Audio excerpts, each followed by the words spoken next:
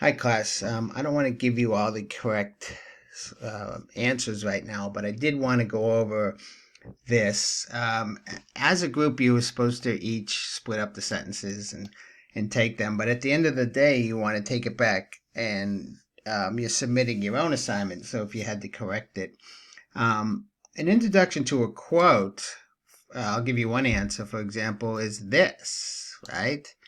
This is the introduction to a quote.